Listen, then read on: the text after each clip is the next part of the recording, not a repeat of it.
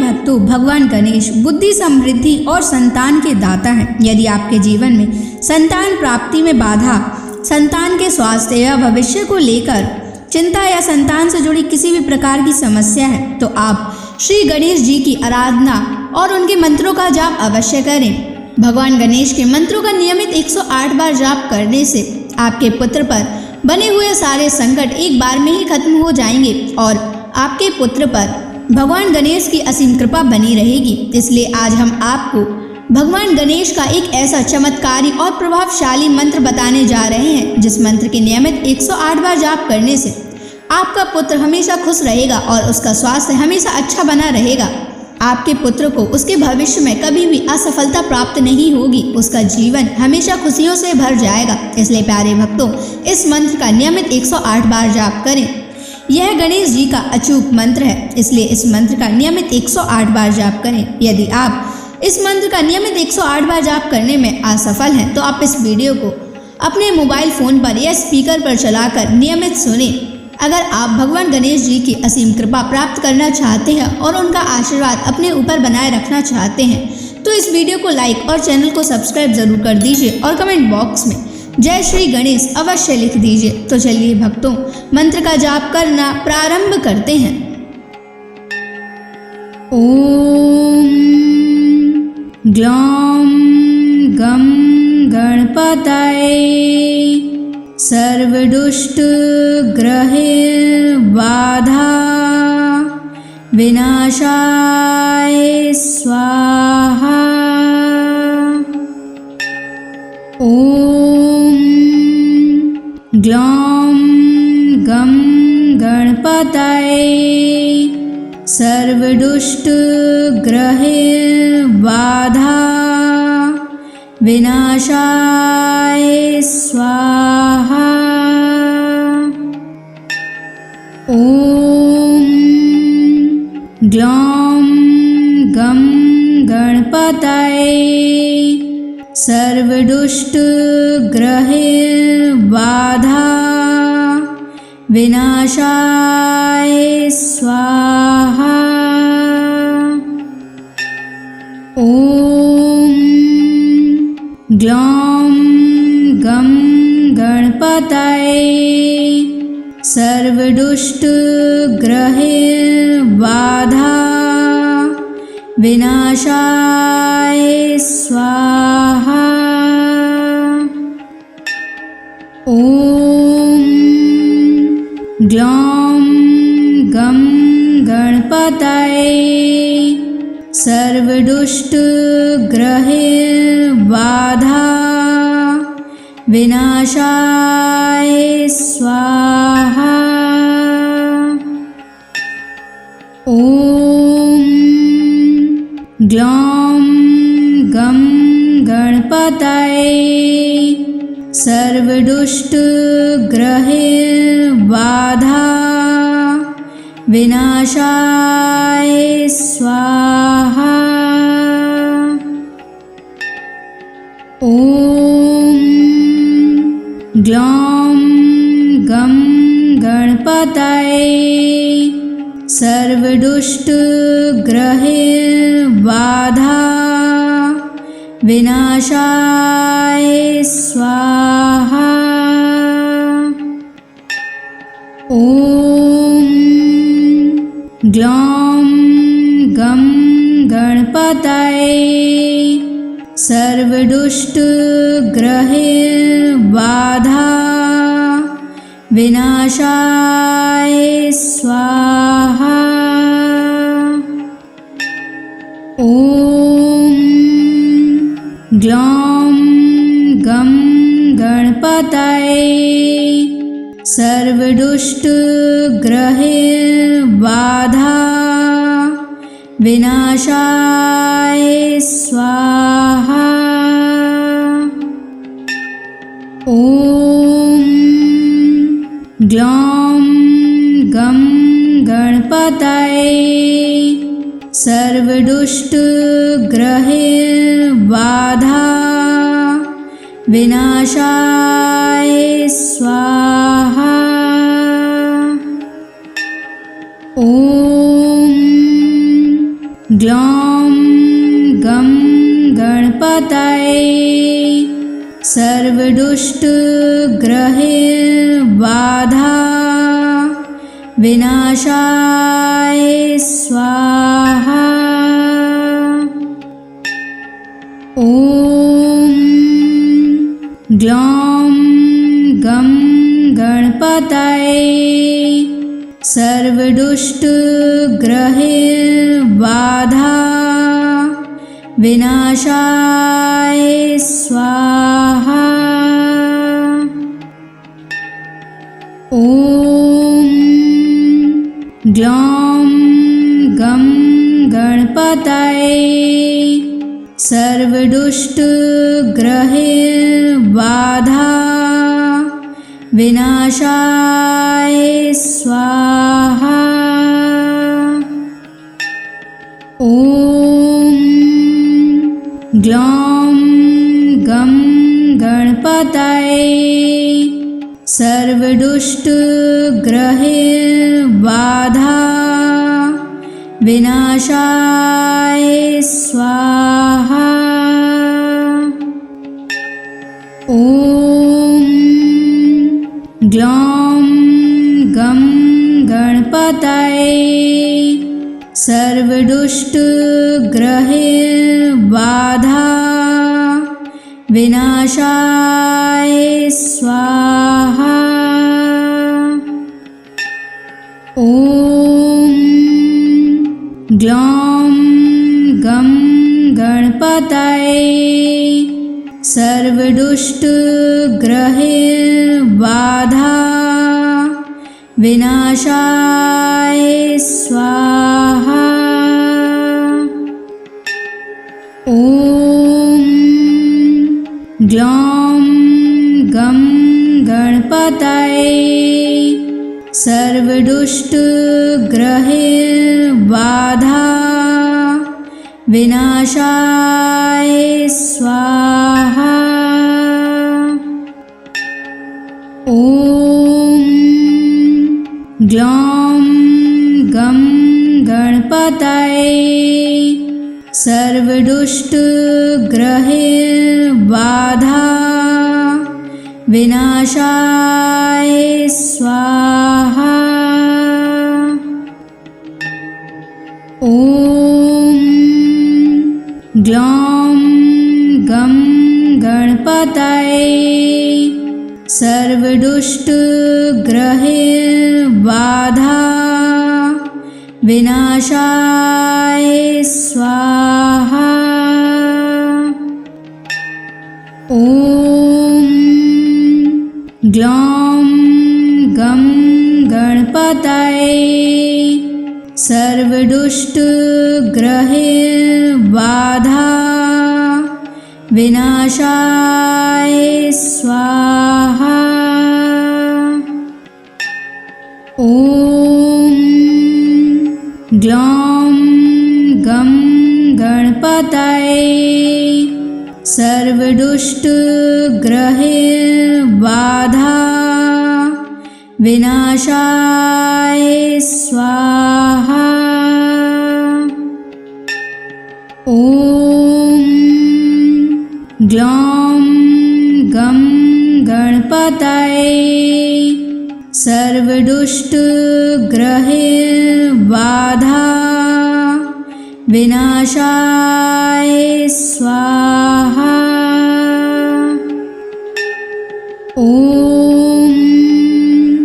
ग्लौं गं गणपतये सर्वदुष्टग्रहबाधा विनाशाय स्वाहा। ॐ ग्लौं गं गणपतये सर्वदुष्टग्रहबाधा विनाशाय स्वाहा। ॐ ग्लौं गं गणपतये सर्वदुष्टग्रहैर्बाधा विनाशाय स्वाहा। ॐ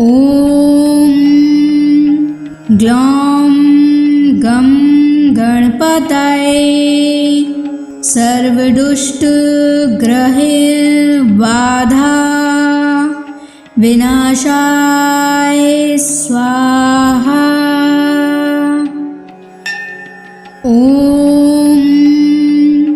ग्लौं गं गणपतये सर्वदुष्टग्रहैर्बाधा विनाशाय स्वाहा।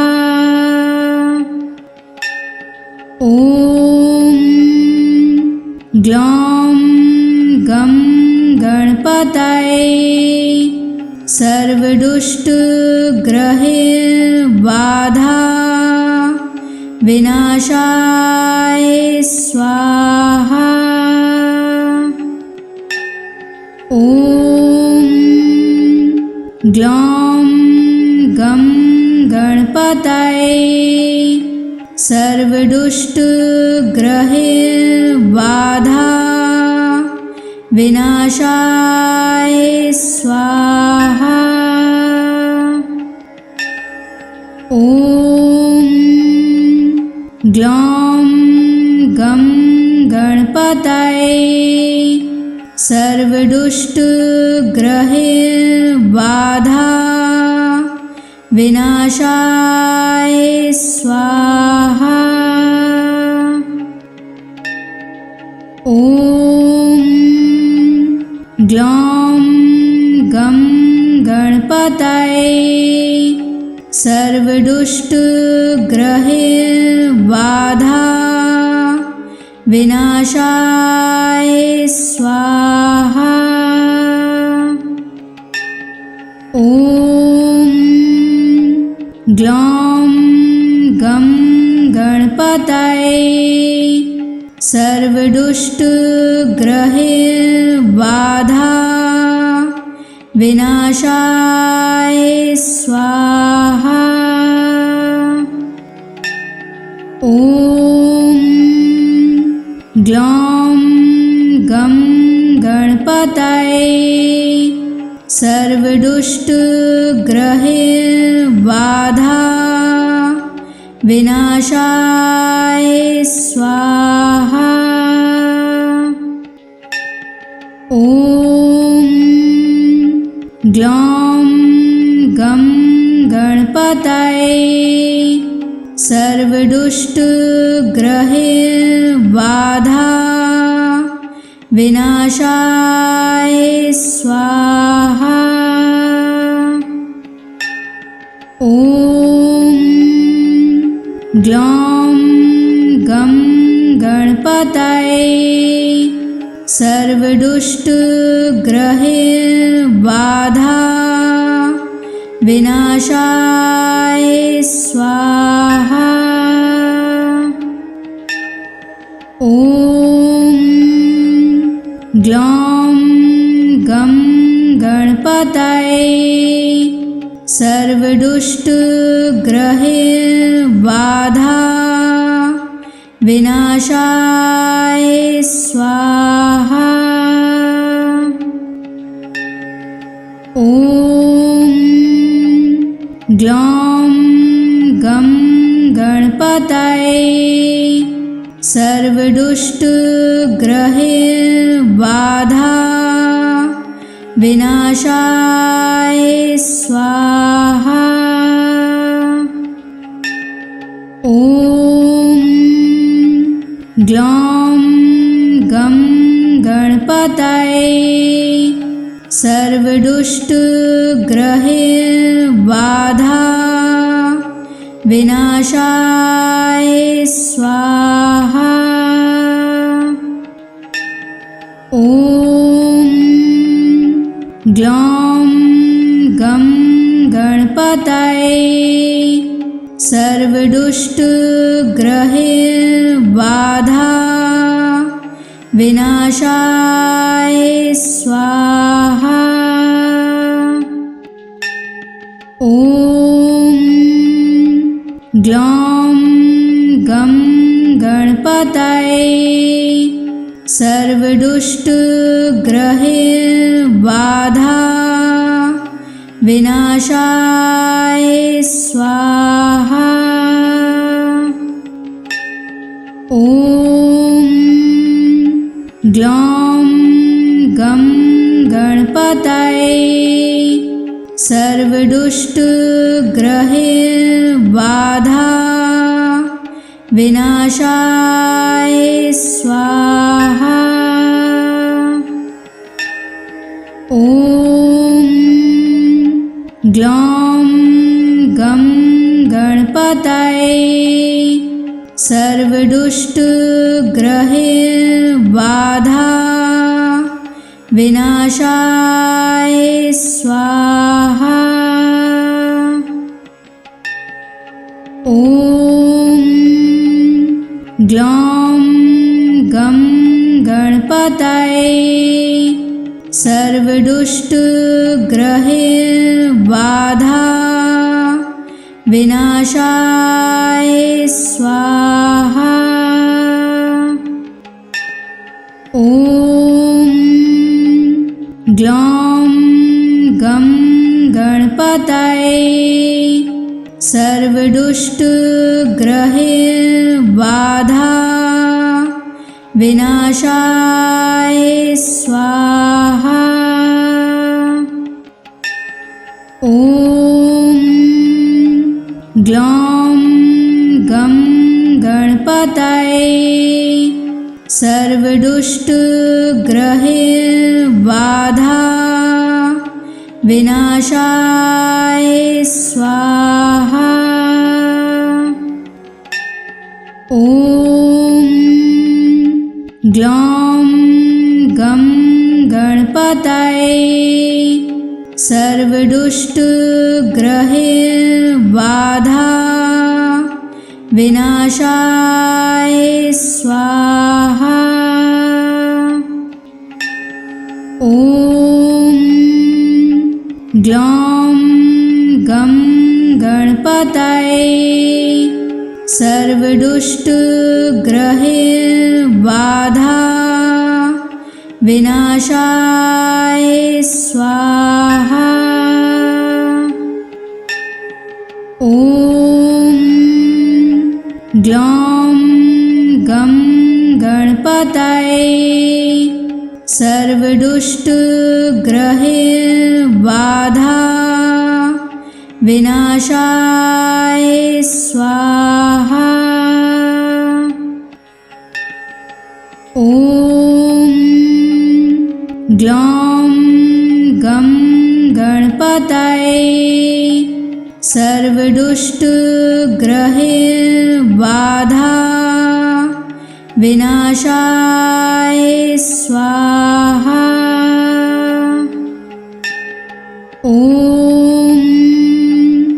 ग्लौं गं गणपतये सर्वदुष्टग्रहबाधा विनाशाय स्वाहा। ॐ ग्लौं गं गणपतये सर्वदुष्टग्रहबाधा विनाशाय स्वाहा। ॐ ग्लौं गं गणपतये सर्वदुष्टग्रहबाधा विनाशाय स्वाहा। ॐ ग्लौं गं गणपतये सर्वदुष्टग्रहबाधा विनाशाय स्वाहा। ॐ ग्लौं गं गणपतये सर्वदुष्टग्रहबाधा विनाशाय स्वाहा। ॐ ग्लौं गं गणपतये सर्वदुष्टग्रहबाधा विनाशाय स्वाहा। ॐ ग्लौं गं गणपतये सर्वदुष्टग्रहबाधा विनाशाय स्वाहा। ॐ ग्लौं गं गणपतये सर्वदुष्टग्रहबाधा विनाशाय स्वाहा। ॐ ग्लौं गं गणपतये सर्वदुष्टग्रहबाधा विनाशाय स्वाहा। ॐ ग्लौं गं गणपतये सर्वदुष्टग्रहबाधा विनाशाय स्वाहा। ॐ ग्लौं गं गणपतये सर्वदुष्टग्रहबाधा विनाशाय स्वाहा। ॐ ग्लौं गं गणपतये सर्वदुष्टग्रहबाधा विनाशाय स्वाहा। ॐ ग्लौं गं गणपतये सर्वदुष्टग्रहबाधा विनाशाय स्वाहा। ॐ ग्लौं गं गणपतये सर्वदुष्टग्रहबाधा विनाशाय स्वाहा। ॐ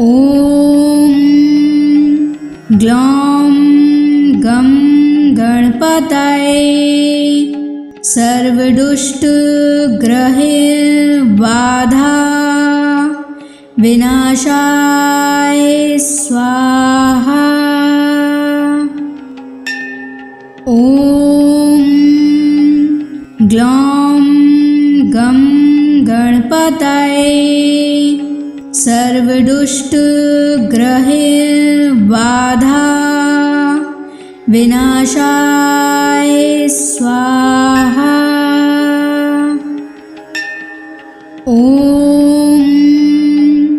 ग्लौं गं गणपतये सर्वदुष्टग्रहबाधा विनाशाय स्वाहा। ॐ ग्लौं गं गणपतये सर्वदुष्टग्रहबाधा विनाशाय स्वाहा। ॐ ग्लौं गं गणपतये सर्व सर्वदुष्टग्रहैर्बाधा विनाशाय स्वाहा। ॐ ग्लौं गं गणपतये सर्वदुष्टग्रहैर्बाधा विनाशाय स्वाहा। ॐ ग्लौं गं गणपतये सर्वदुष्टग्रहैर्बाधा विनाशाय स्वाहा। ॐ ग्लौं गं गणपतये सर्वदुष्टग्रहैर्बाधा विनाशाय स्वाहा। ॐ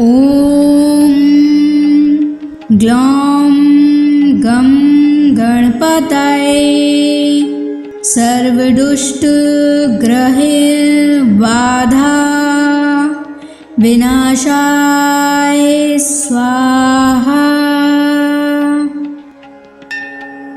ॐ ग्लौं गं गणपतये सर्वदुष्टग्रहैर्बाधा विनाशाय स्वाहा। ॐ ग्लौं गं गणपतये सर्वदुष्टग्रहैर्बाधा विनाशाय स्वाहा। ॐ ग्लौं गं गणपतये सर्वदुष्टग्रहैर्बाधा विनाशाय स्वाहा। ॐ ग्लौं गं गणपतये सर्वदुष्टग्रहैर्बाधा विनाशाय स्वाहा। ॐ ग्लौं गं गणपतये सर्वदुष्टग्रहैर्बाधा विनाशाय स्वाहा।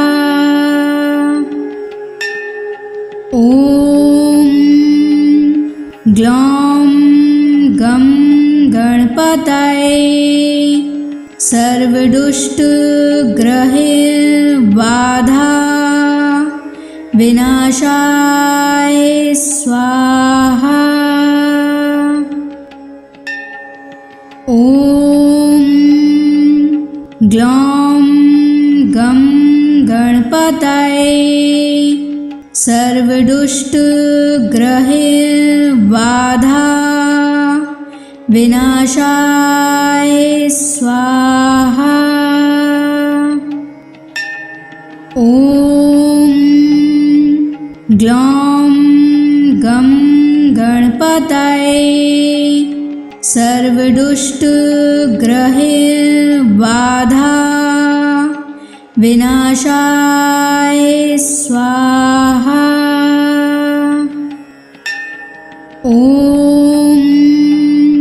ग्लौं गं गणपतये सर्वदुष्टग्रहैर्बाधा विनाशाय स्वाहा। ॐ ग्लौं गं गणपतये सर्वदुष्टग्रहैर्बाधा विनाशाय स्वाहा।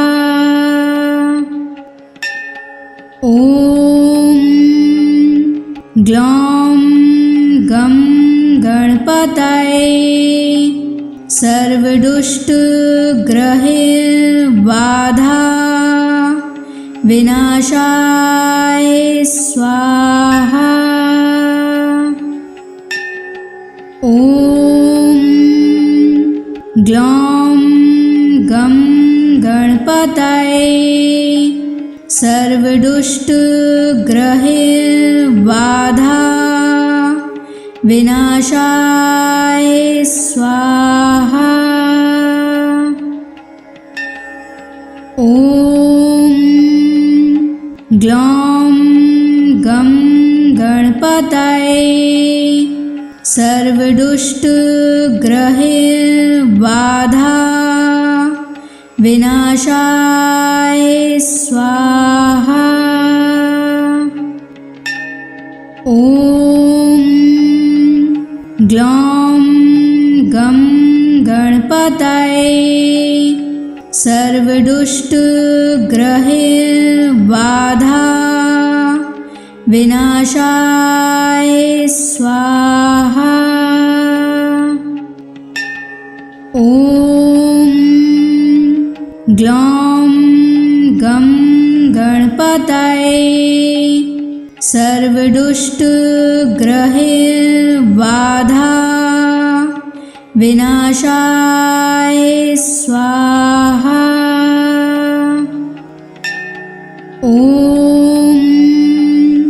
ग्लौं गं गणपतये सर्वदुष्टग्रहबाधा विनाशाय स्वाहा। ॐ ग्लौं गं गणपतये सर्वदुष्टग्रहबाधा विनाशाय स्वाहा। ॐ ग्लौं गं गणपतये सर्वदुष्टग्रहबाधा विनाशाय स्वाहा। ॐ ग्लौं गं गणपतये सर्वदुष्टग्रहबाधा विनाशाय स्वाहा। ॐ ग्लौं गं गणपतये सर्वदुष्टग्रहबाधा विनाशाय स्वाहा। ॐ ग्लौं गं गणपतये सर्वदुष्टग्रहबाधा विनाशाय स्वाहा। ॐ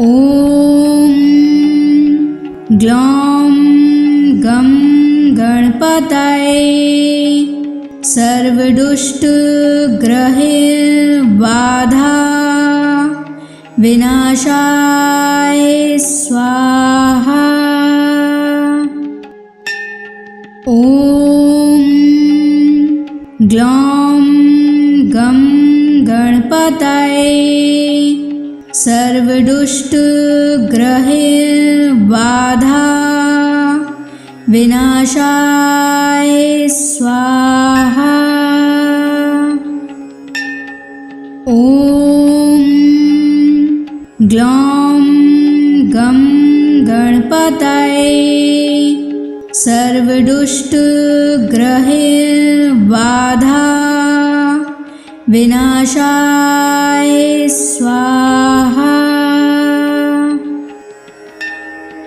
ॐ ग्लौं गं गणपतये सर्वदुष्टग्रहैर्बाधा विनाशाय स्वाहा। ॐ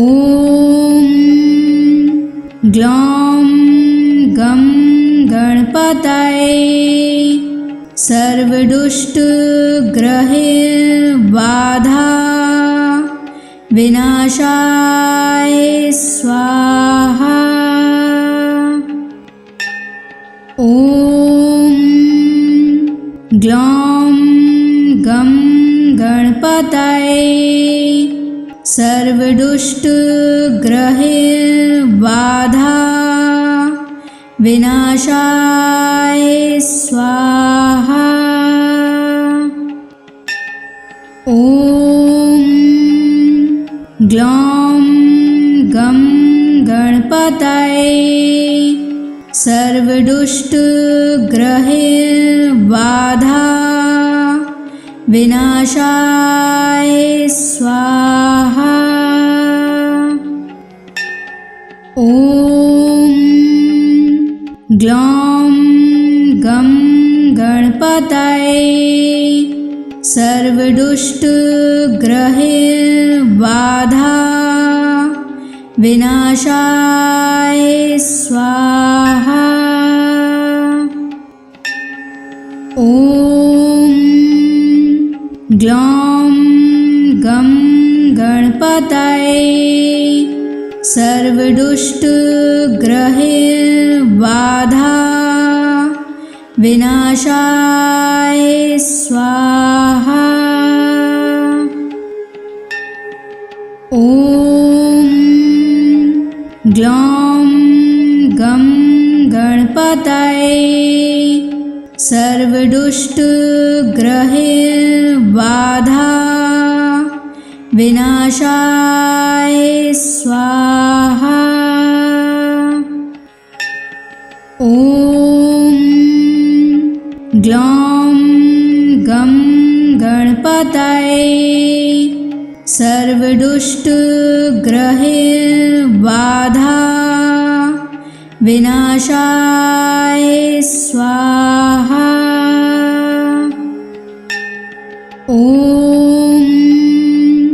ग्लौं गं गणपतये सर्वदुष्टग्रहैर्बाधा विनाशाय स्वाहा। ॐ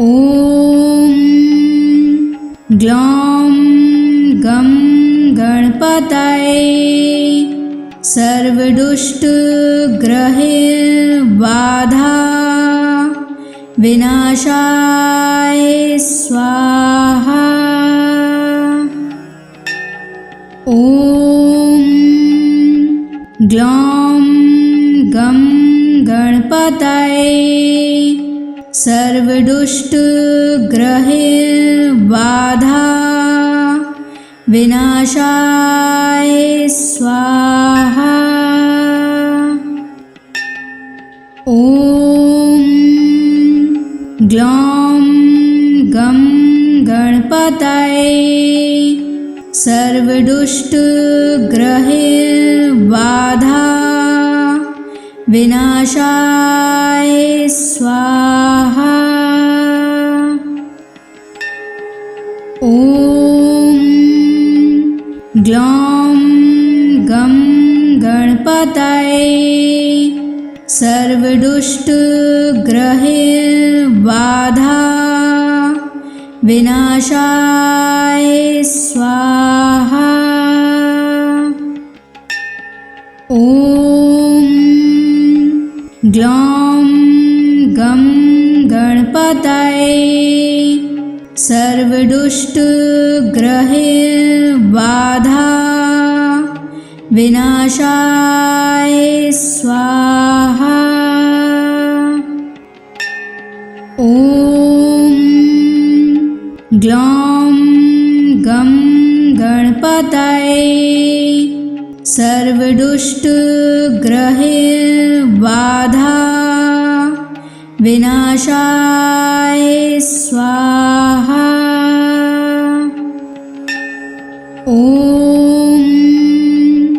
ग्लौं गं गणपतये सर्वदुष्टग्रहबाधा विनाशाय स्वाहा। ॐ ग्लौं गं गणपतये सर्वदुष्टग्रहबाधा विनाशाय स्वाहा। ॐ ग्लौं गं गणपतये सर्वदुष्टग्रहबाधा विनाशाय स्वाहा। ॐ ग्लौं गं गणपतये सर्वदुष्टग्रहबाधा विनाशाय स्वाहा। ॐ ग्लौं गं गणपतये सर्वदुष्टग्रहबाधा विनाशाय स्वाहा। ॐ ग्लौं गं गणपतये सर्वदुष्टग्रहबाधा विनाशाय स्वाहा। ॐ ग्लौं गं गणपतये सर्वदुष्टग्रहबाधा विनाशाय स्वाहा। ॐ ग्लौं गं गणपतये सर्वदुष्टग्रहबाधा विनाशाय स्वाहा। ॐ ग्लौं गं गणपतये सर्वदुष्टग्रहबाधा विनाशाय स्वाहा। ॐ ग्लौं गं गणपतये सर्वदुष्टग्रहबाधा विनाशाय स्वाहा। ॐ ग्लौं गं गणपतये सर्वदुष्टग्रहबाधा विनाशाय स्वाहा। ॐ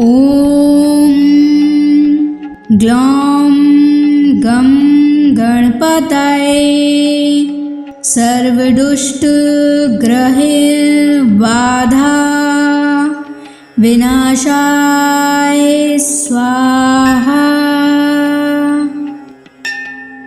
ॐ ग्लौं गं गणपतये सर्वदुष्टग्रहबाधा विनाशाय स्वाहा। ॐ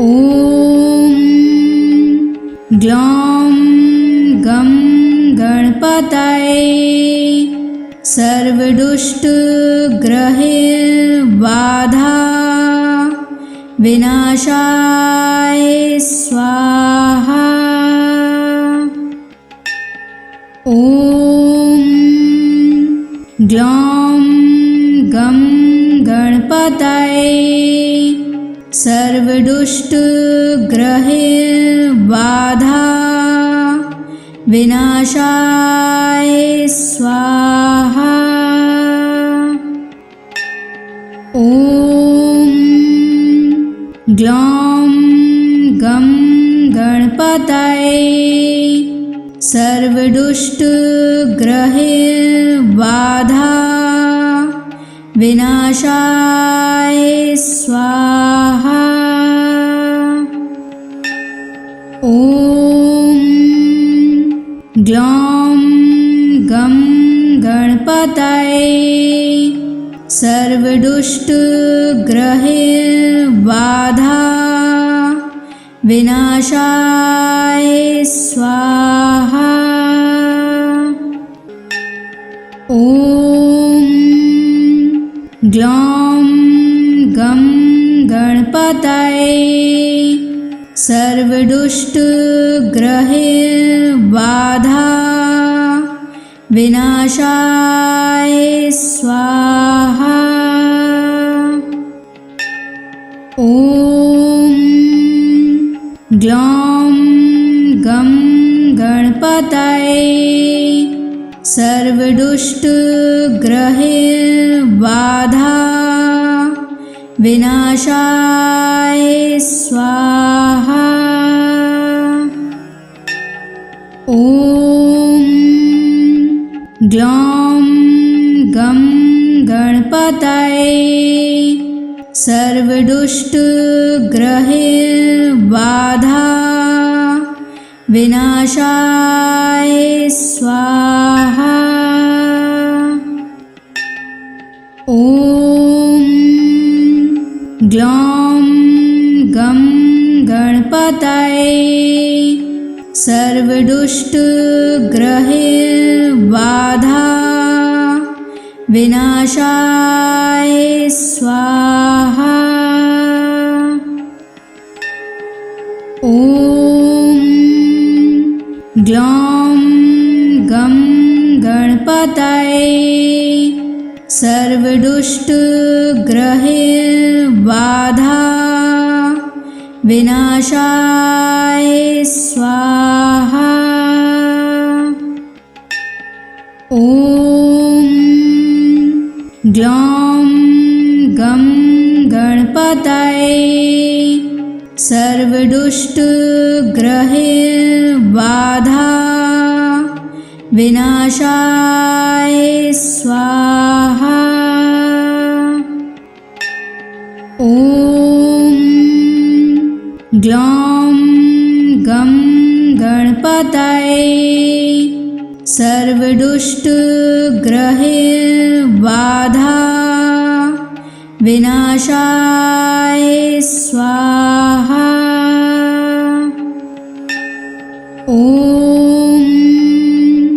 ग्लौं गं गणपतये सर्वदुष्टग्रहबाधा विनाशाय स्वाहा।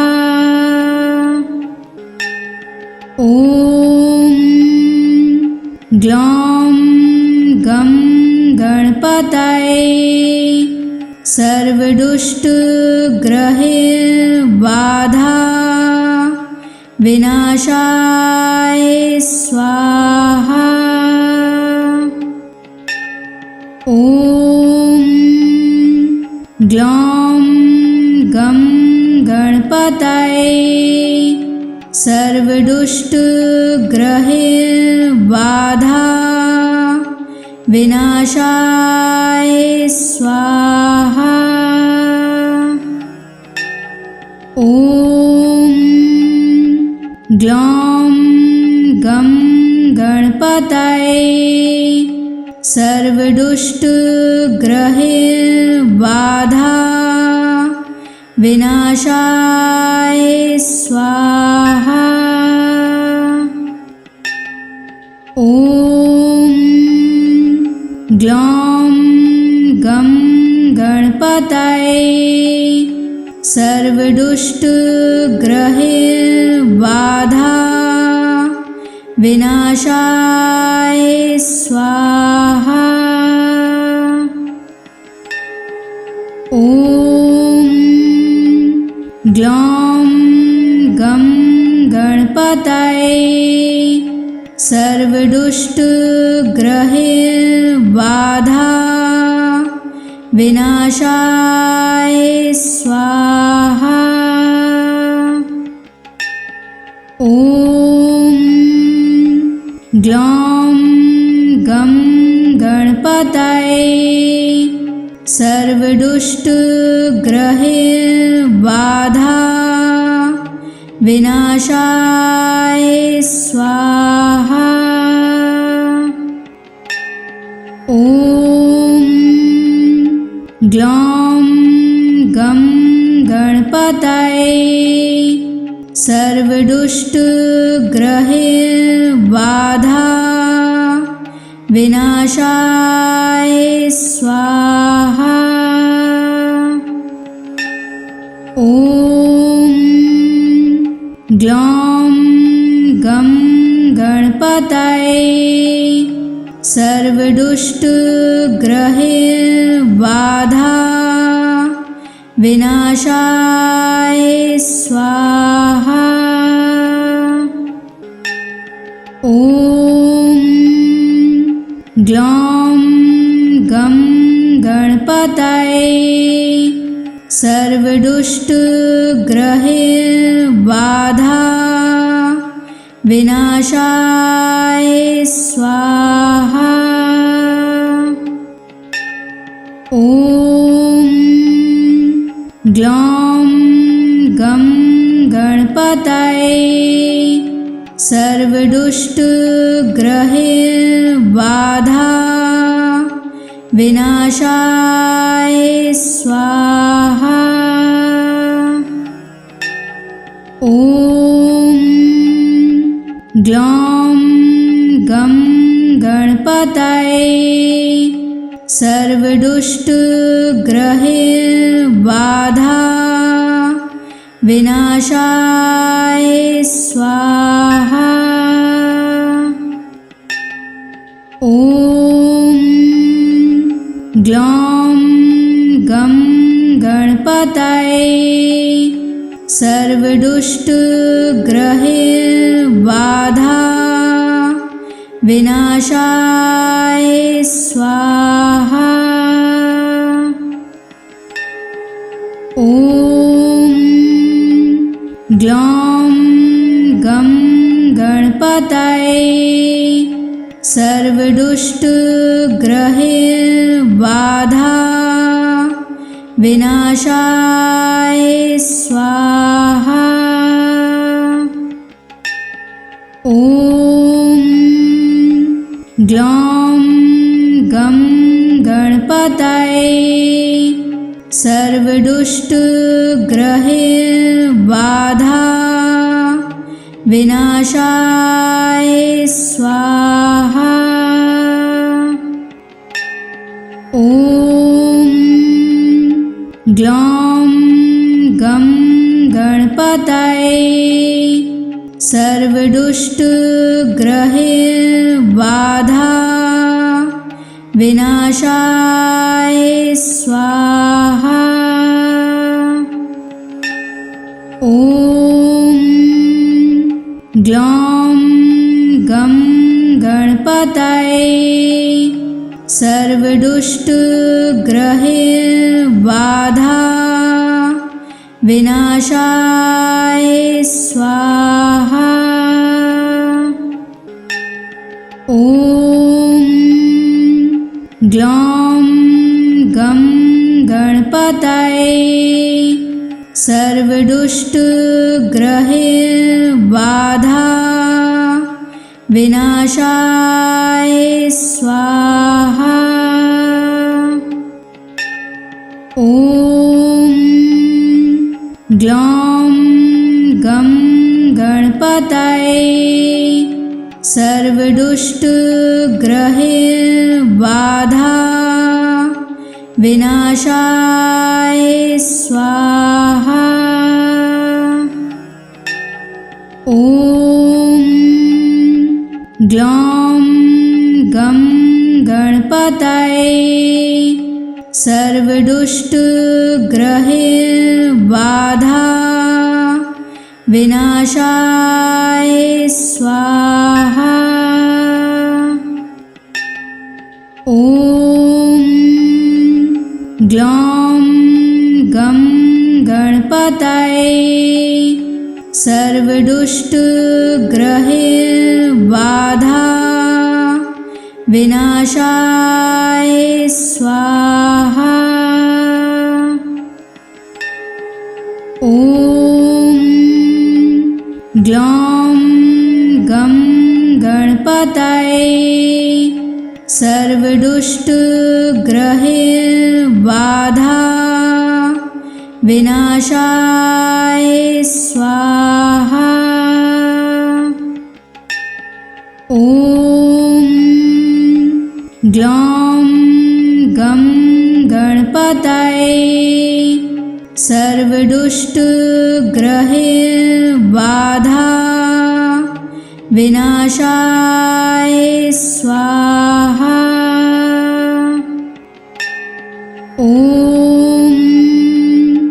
ग्लौं गं गणपतये सर्वदुष्टग्रहबाधा विनाशाय स्वाहा। ॐ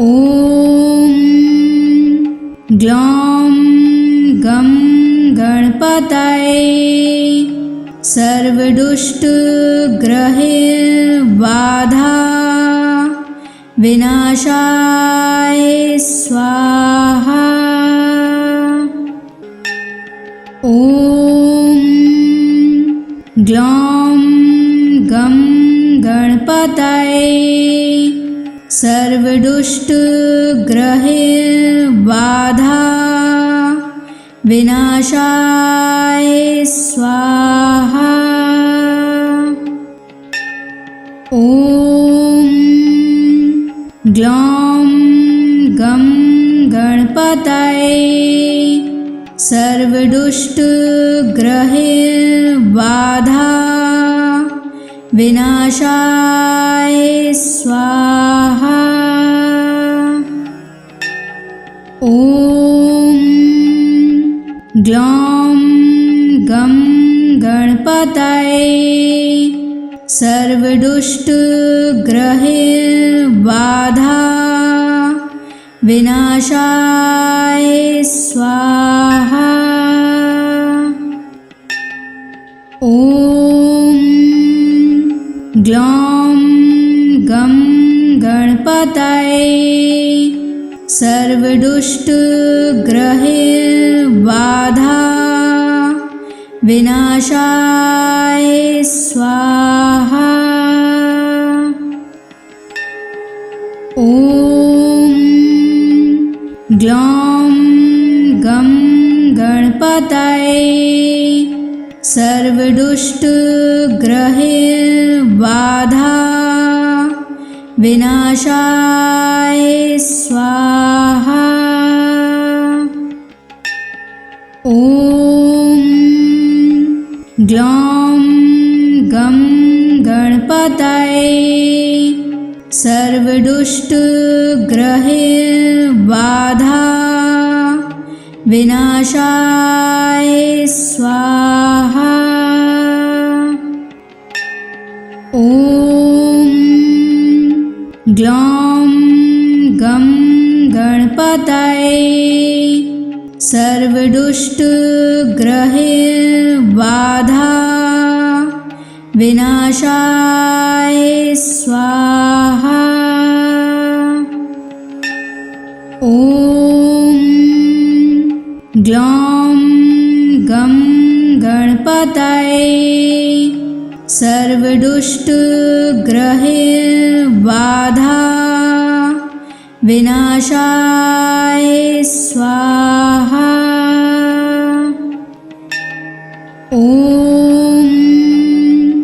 ग्लौं गं गणपतये सर्वदुष्टग्रहबाधा विनाशाय स्वाहा। ॐ ग्लौं गं गणपतये सर्वदुष्टग्रहबाधा विनाशाय स्वाहा।